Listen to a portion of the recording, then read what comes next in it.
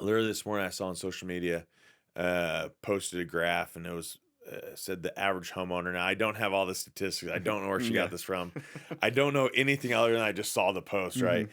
But the post was the average homeowner gains $180,000 in equity the first 5 years they're in the home, Okay. right? Yeah.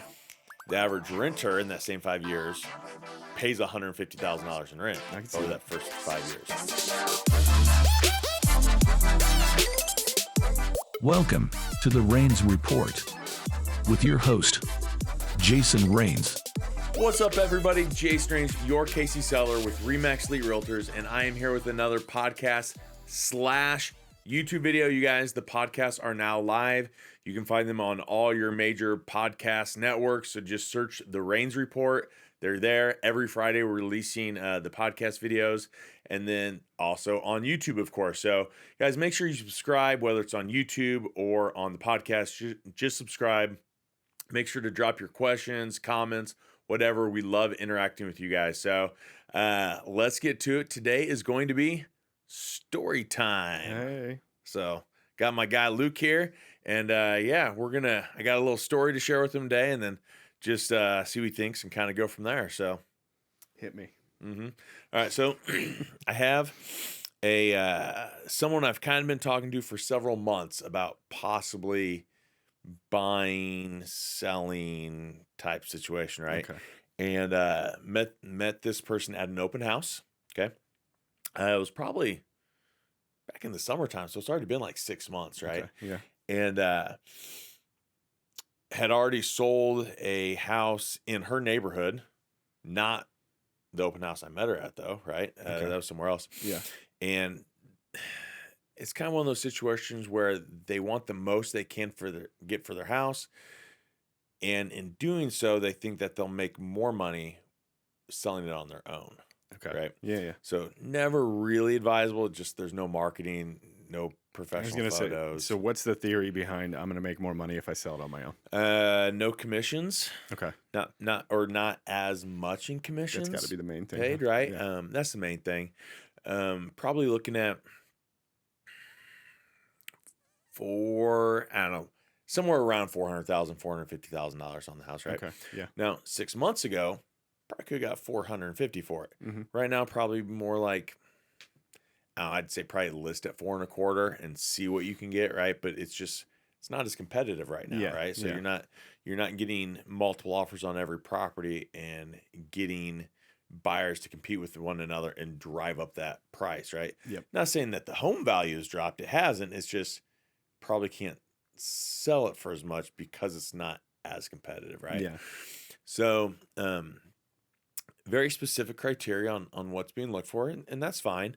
Actually have never showed them a property other than the open house that they showed up to. Yeah. Send them properties quite frequently when they come up. And it was funny. Yesterday I sent one and I emailed it, and I always follow it by text, right? Just to Yeah. make sure, because some people don't check their email very often, Yeah. or it goes to spam or whatever. And I was like, hey, there's a house in this neighborhood. Like, it's in the general area you're looking for. It's the size you're looking for. It's got the number of garages you're looking for. Mhm. It's the price point you're looking for. Like, take a look, right? And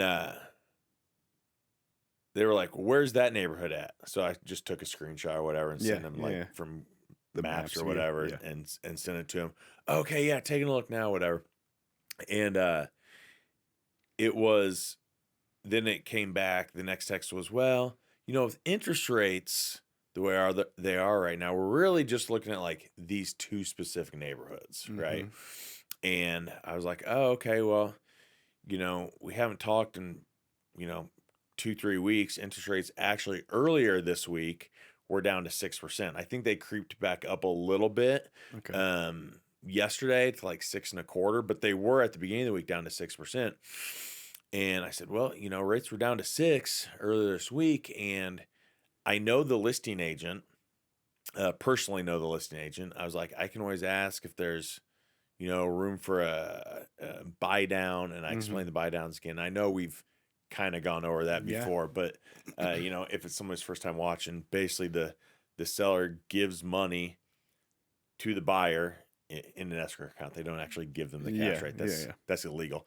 But they put it in an escrow account, and it buys down the interest rate for up to 3 years, right? Uh-huh. So it's either a 3-2-1 buy down or a 2-1 buy down.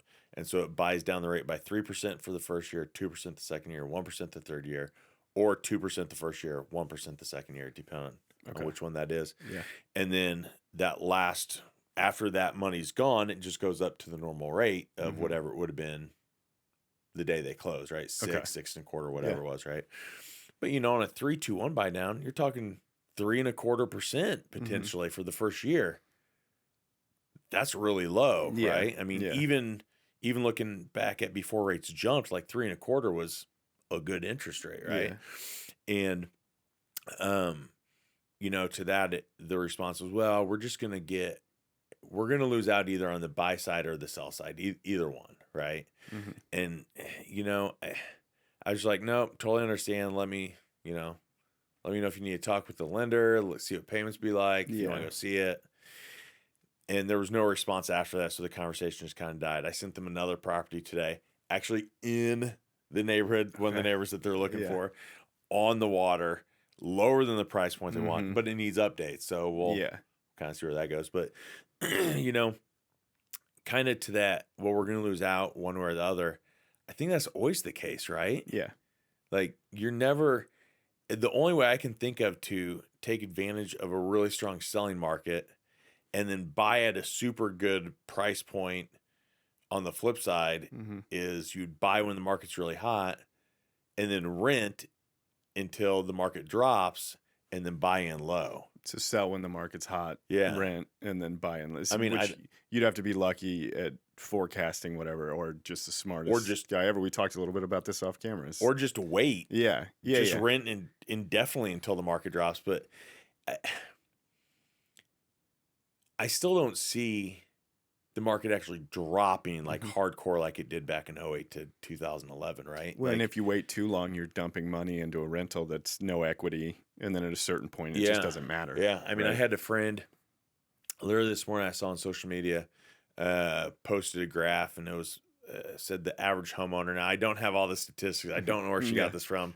I don't know anything other than I just saw the post, right? But the post was the average homeowner gains $180,000 in equity the first 5 years they're in the home, right? Yeah. The average renter in that same 5 years pays $150,000 in rent over that first 5 years. But especially rental prices have gone way up. Stupid high, right?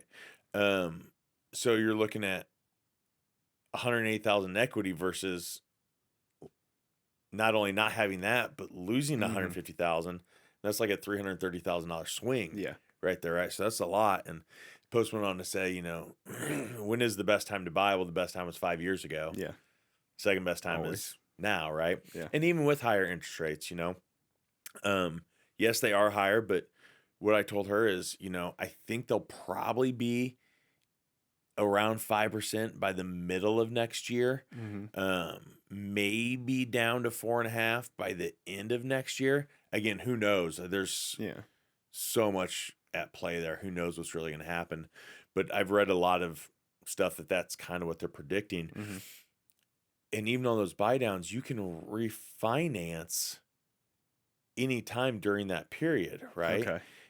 And a lot of the lenders right now are doing free refinances through like 2026, right? So you do a 3-2-1 buy down, you're at 3.25, or even a 2-1 buy down, you're at 4.25. Well, next year, if the rates drop to 4.5, just lock in at 4.5 for the next 30 years. Yeah. You're not gonna be there 30 years anyway, more than likely, right? But now, as interest rates go down, all the people that are on the sideline, like this person waiting for interest rates to drop, they're all going to flood back into the market. Yeah. And now we have competition again, like we had earlier in 2022 and 2021. Yep. What's competition do? We just talked about it. It drives the prices back up. Yep. Right. So now you're competing with more people, and now you're paying a higher price and a little bit higher interest, and trying to time right to lock in something lower. But I think it'll be a long time before we see rates back in the 3%. I can see that. Yeah. Yeah. So, and it's different than 2008. The market feels like it. If it's going to be a decline, it's not going to be a sharp decline right away. I don't even see decline. I think that home values are going to increase still. Mm-hmm. I think it's probably more like 5 to 8% Okay.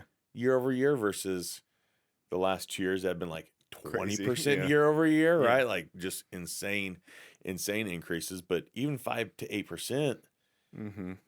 that's still a pretty solid return. Yeah. And we talked about too, because they're looking to sell their house, right? Would that be the transaction? And they still need to sell their house. So they're going right? to sell their house in order to buy a new one. That's why everybody that we talked about this a little bit, people that think that that's risky to buy a house when the market could fluctuate. If you already own a house, you're selling and buying in the same market. So exactly, you're either going to sell high. Let's go back to earlier in 2022. Mm-hmm. You're selling for really, really high. Yeah. But there's so much competition that you also have to buy for really, really high. So it's a wash, right? Yes. Or the market goes down and you're like, oh, it's a great time to sell. There's not as much competition, so you can't drive the price up on your house. Yeah. So now you're selling for lower. Yep. And you buy for lower, but you sold for lower. Yeah. So it's still a wash, and right? especially where we're at, like Kansas City to Kansas City, it would be a wash in the same market at the same time. Yeah. I mean, I have a client that just reached out earlier this week, actually, and I helped his mom sell a townhome in Lee Summit earlier in 2022. Mm-hmm. And he was like, hey, I'm thinking about moving to Texas. And he lives in Overland Park right now. Yeah. And he was like, I'm thinking about moving to Texas. Do you know anybody there? Like, I'm going to be in town this week and I want to go see this specific property. So I got him set up with an agent in Texas. And it's literally almost a lateral move. Like, we would probably list for $375 here. It's worth probably anywhere from $366 on the average to $399 on the high end. Okay. So $375, knowing the location, knowing the condition of the house, I feel like you can still go a little bit higher than average. Yeah. But we don't want to. Earlier in the year, we could have pushed probably $390, listed like $390, right? 385, 390, something like that. And he would like 385, and I'm like, well, we should probably list for 375. Like, yes, you don't have to sell your house to buy the other house, but you also don't want to have two mortgages, right? And he's like, not at all. I mean, I could do it for a year, but I don't want to do that, right? And he, it's like a suburb of Houston is where he's looking at, right on the water, 375. Yeah. So literally, he's buying here or selling here and buying there, and it's just a wash. When I would say it's even a lateral move, even if the house is $500,000, right? It's a lateral move if you're moving from one market that's a victim or benefiting from the market in general to a different market that's still benefiting or a victim of the market in general. So no matter what the price point is, unless the market going up or down with everybody else. Down really a lot somewhere else, and you're selling here and it's still a popular neighborhood. Yeah, or if it's San Francisco in 1948 before the gold rush, like it would be, you'd have to move to a market that all of a sudden is booming or takes a downturn. But most people, I feel like, are moving within the same city, geographical area, right? Like they're just moving up, upgrading houses, downsizing, life events change, kids went off to college, maybe got divorced, maybe there was a death, maybe they had kids. I mean, they got married. Those are all the big life events that usually indicate a real estate transaction, right? And what relocation, which has probably, I mean, I guess I don't know the research on it, but there's got to be less of that now with people working from home. I think a little bit. This client specifically has worked from home ever since before COVID. He's like, I can literally work anywhere in the U.S. I want to. And I'm like, so why a suburb of Houston? Right? That was my question. I was like, what's your motivating factor for moving to Houston? And he was like, I don't know. I mean, I probably got less than 10 years left to work, and it's warmer weather down there than up here. And boy, that's true. The lifestyle, the water's right there, and I can go sailing and do anything I want to do. I was like, fair enough, man. Like this time of year, Houston sounds good. Fair enough, right? Yeah, it's like 15 degrees outside right now. It's awesome. Yep. So, but then people do relocate too. I just actually got a text on my way here today to do this podcast YouTube video, and it was from a friend of mine in Iowa. Okay. Remax agent up in Iowa. Yeah. So like, hey, I have a referral for you. I'm meeting them here in about a month. They're going to be moving here to Iowa. They need to sell there. Okay. Do you cover Paola, Kansas? Oh, yeah. And I was like, I can do Paola, Kansas, Sure. right? Yeah. Especially, I mean, it's a little far for me, but they're selling, so I don't. It's not like I'm going every single day to show them houses, True. right? True. Like, there's less time involved. Yeah. Even if they were buying here in Paola, I have team members that live in like Baser, so I would just have my team member in Baser help them in Paola. Yep. A lot closer than coming from the Missouri side. That makes sense. But she was like, okay, what they said was, from what they say, it's about a $500,000 farm. Cool. Can definitely help with that, right? Yeah. And they'll be moving up to Iowa. So it's just, I mean, people do move in and out of the area, but Yeah. I don't know. I think for the most part, it's those qualifying life events that happen more often than not. So, And I would say that's a lateral move anyway. Even if you're moving to Iowa, the market is pretty similar to depending on what metro area it is. Yeah, she's right on like the Iowa-Illinois border. Okay. Like, okay. Not Similar. exactly sure what the market's like there, but Yep. I'll help here however I can, and we'll go from there. Yeah. So you just don't know. But I think that, I was telling you off camera, going back to kind of timing it right, we have some relatives that sold in Chicago back in 2008, like I'm guessing like not months, but like weeks, if not days before the market just crashed back in 2008, right? And like closing almost didn't happen. Like it was September, that close. I don't know like exactly, but it was closing almost didn't happen. That's how close it was, right? But they closed top dollar, suburb of Chicago, very nice house. Moved to Bolivar, Missouri. Right? And rented for 3 years in Bolivar. I mean, the market in Chicago to Bolivar, not equivalent, right? You know what I mean? Yeah. And they rented for 3 years, just this little ranch house, no basement, one floor.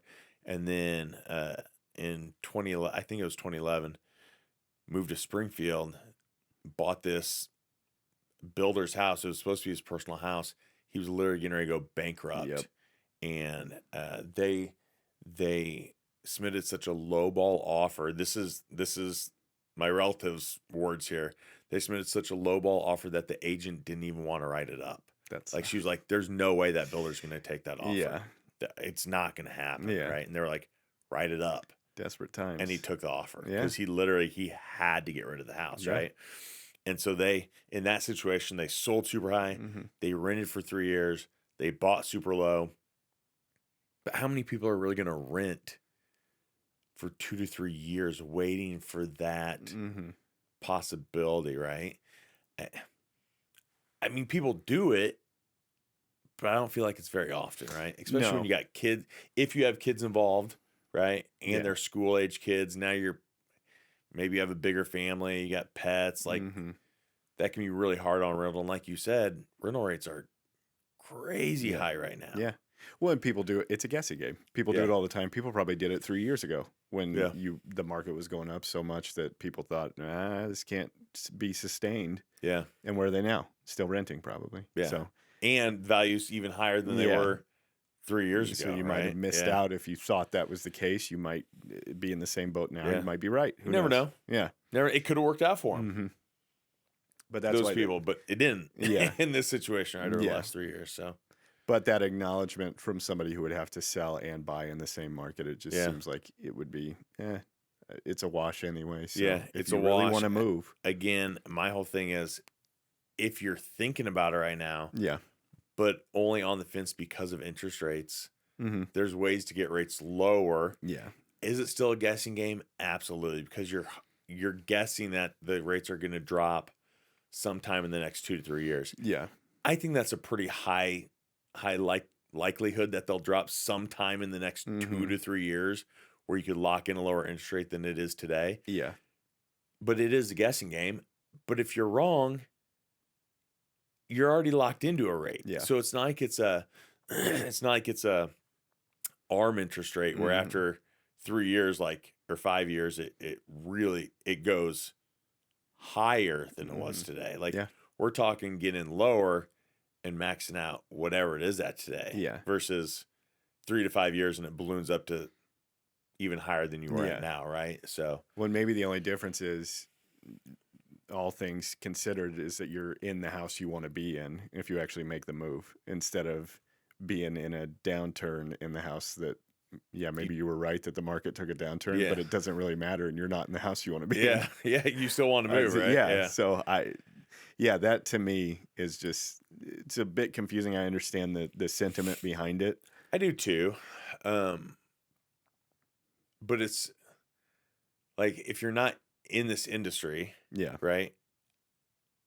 It's almost sometimes hard to explain. Like I can explain it all day long, and I feel like I'm explaining it correctly, but is there enough understanding on the other side to either fully understand what I'm trying to say, or is there just not truly enough desire to care? Yeah. We see right? Yeah, I want to move. That's the neighborhood I want. Yeah. But whatever. Yeah. Right. And really, you don't want to waste your time either going through the process if it's not going to work out anyway. And I think it's up to, whoever. You would probably say that if you're working with somebody that's not that motivated, instead of being nice and like dragging me along, just tell me. Like, I have a client right now that, and we've looked at quite a few houses, right? And young buyer, trying to figure out how to say this without giving any hints on who it is. Young buyer, lots of money. Okay. Young buyer, lots of money. Yeah. Credit is not where it needs to be. Okay. Right. Yeah. And I think that when you're young, I don't think it's a situation where there's a lot of debt necessarily. The debt to income ratio isn't an issue. But there just hasn't been there hasn't been enough time to build up credit. Okay. Right. Like credit can take a long time to build up. Right.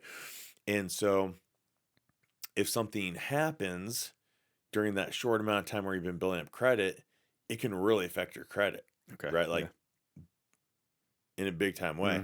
For example, when I started working with this client, they had a credit score in the 700s. Dude, you can get a loan all day long with a credit score in the 700s, right?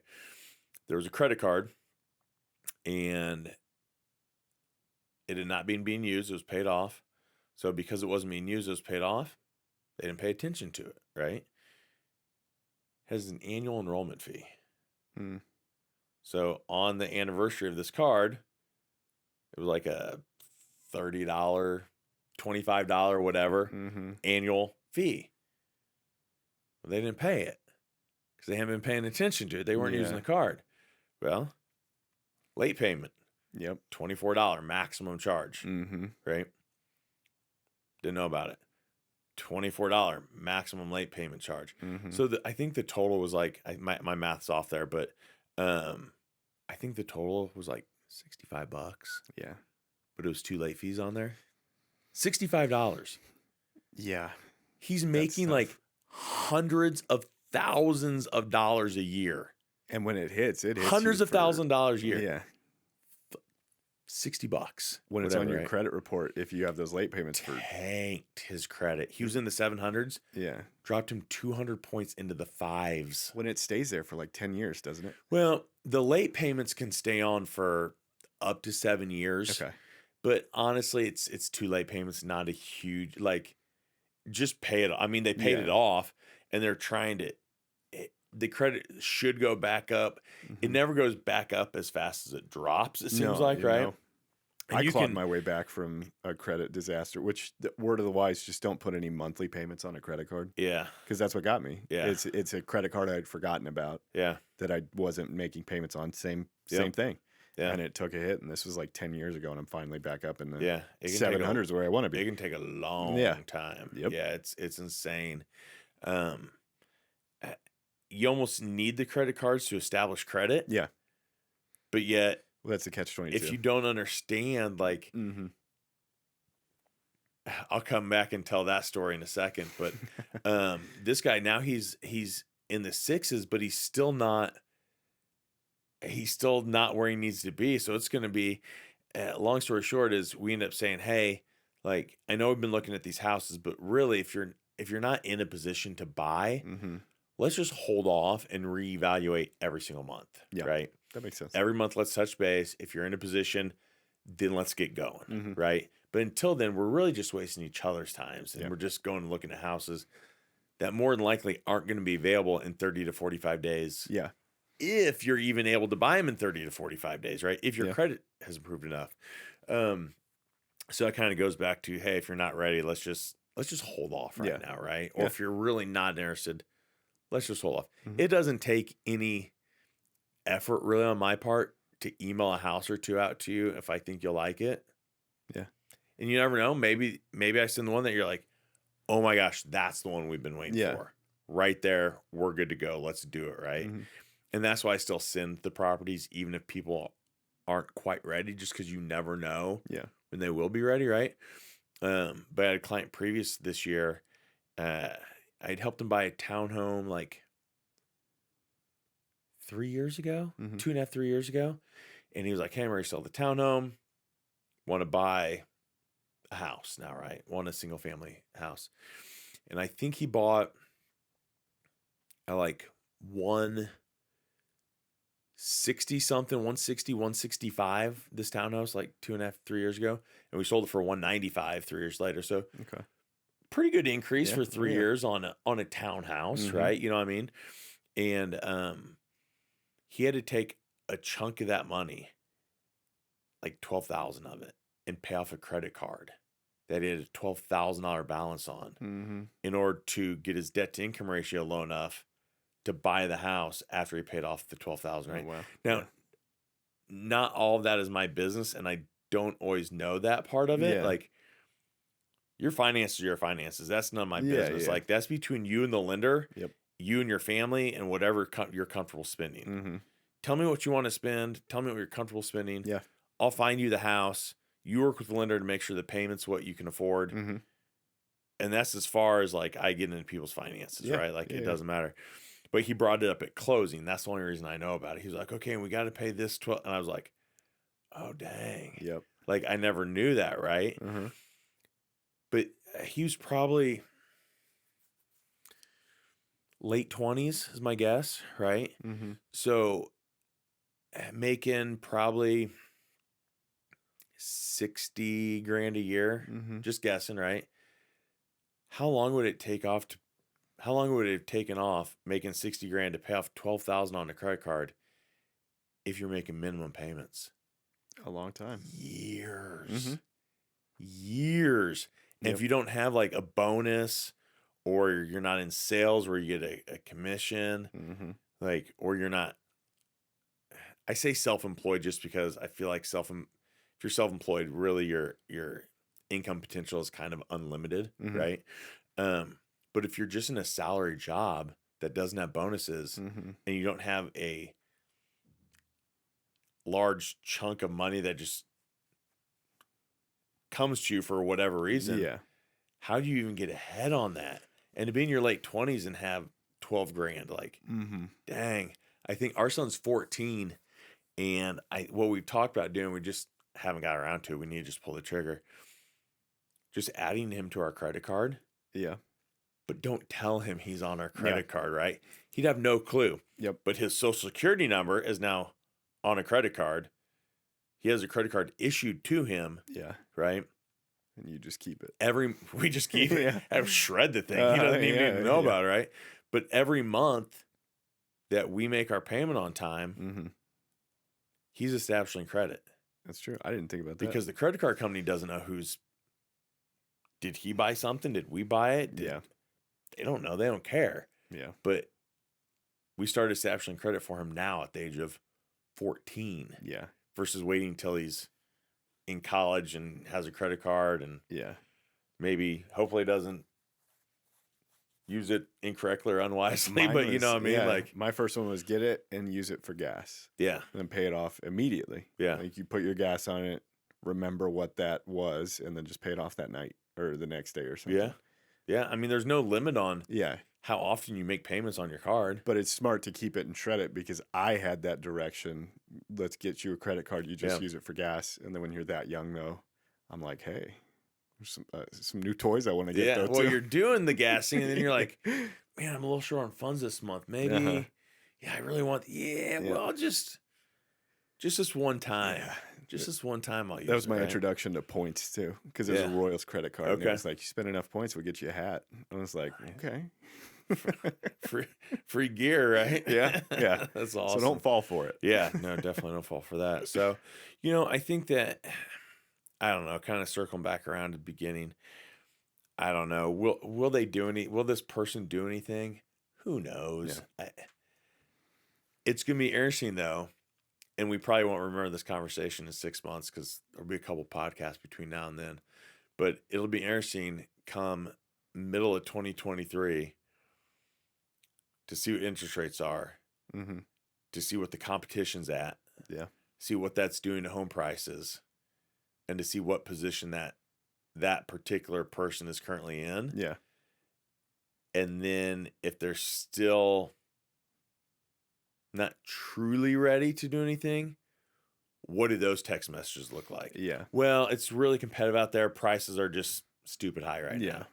Well, remember 6 months ago when I said that there wasn't any competition, we could maybe get a little bit of a deal, right? I mean, we're getting closing costs from buyers right now. Yeah. Right? Whether it's for closing costs or points, we're negotiating repairs on the buy sides. None of that was happening 6 months ago. None of that. We're getting that now. Like we're offering below list price. So I run statistics every single Wednesday for 5 counties that make up the major Kansas City metropolitan area, which is Johnson County, Kansas, Platte County, Missouri, Clay County, Missouri, Jackson County, Missouri, and Cass County, Missouri. Right? Those are the 5 major counties. No Wyandotte? No Wyandotte County. Those are the 5 major. Maybe I should include it. Might throw my stats off though. Those are the 5 major counties that I mean that because I haven't compared it before. So the first we go through my numbers off, right? I got you. Not comparing apples to apples. Yep. After that, then you're back to apples to apples, right. and it's fine. Yep. Right? That's what we're talking about, right? Right? Yep. Wink, wink, for those on the podcast. For the last, not this past Wednesday, not 2 days ago, but last week when I ran it, both the median sales for the last 30 days, both the median sales price and average sales price closed to list price were both less than 100%. First time I'd seen that in years. Okay. And then it did it 2 weeks in a row. So both median and average sold to list price is below what the houses are being listed at. Right. Now that's not every single home. I'm not saying somebody's not still getting 5,000, 10,000 over what they listed for. Yeah. But the average and the median are both under. Okay. Right? Yeah. 2 weeks in a row that's happened. Again, last week when I did that, I was like, oh crap, that's the first time like 2-3 years I've seen that. Like every once in a while I'd see one of them below, but then the next week it'd be back up again. This was 2 weeks in a row. So I have one of my team members, there was a listing in Raytown, 235. They offered 225 and asked for 5,000 in closing cost. So net 15,000 less to the seller, right? Yeah. They came back and said, we were at 235, you offered 225, 230, right in the middle. But instead of 5,000 in closing costs, we'll actually give you 6. They actually came up on the closing costs. So it was a $15,000 swing, and they countered with an $11,000 swing. Okay. They were like, done. Technically, his clients we're like, should we counter back and ask for like $2,000 more? And he's like, they're already giving you more in closing costs. Yeah. Right? Yeah. They're already way over the halfway point. If we counter back with 2, they counter back at 1. Are you really willing to lose the deal over $1,000? Yeah. Like $1,000. We need to do one on negotiating. Yeah. So I'm curious if that happens very often. In my experience, it's always been like one offer, one counter, acceptance good. Do you work with a lot of people where it's back and forth several times? It just depends. Or do people just get tired? In my mind, that third counter is so risky. It is that risky. Somebody would just be like, oh, this is especially offensive. for that small of amount. Yeah. $1,000 to $2,000 Mm-hmm. when they only brought you down $4,000 to Yeah. begin with. Out of 15, Yeah. they countered back with only 4,000 Yeah. less than what you offered originally. Your middle ground is so thin that it's like, why? Just Why? take the Yeah. house, right? Yeah. And thankfully, they listened to his professional opinion. Okay. Obviously, he would have done whatever they wanted to do, but Mhm. he explained it. Hey, we come back 2, they offer 1, like, Mhm. or maybe we offer 2. The best you're probably going to get is 1, but they could just walk. Mm-hmm. So, are you willing to lose us over $1,000, right? You can counter like infinitely though, right? I wonder what the most counter offers on a contract that actually went through was. I don't know. I should ask my broker, see if he knows. Yeah. That'd be just funny. What's the most you've ever seen? Yeah. If it's like 15. Oh, Yeah. Gosh. You just never know. I right? know. You never It's know. crazy. So, yeah. So that's story time for today. So, yeah. That's all I got. So follow, subscribe.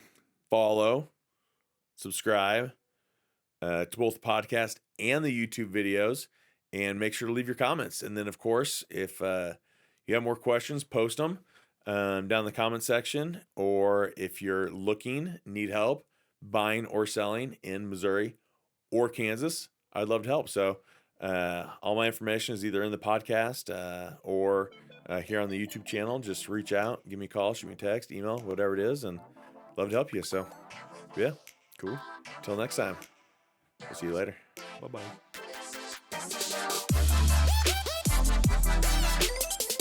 The Rains Report is brought to you weekly by Juke Media. Look for episodes every Friday wherever you download podcasts, and remember to rate and subscribe for more content.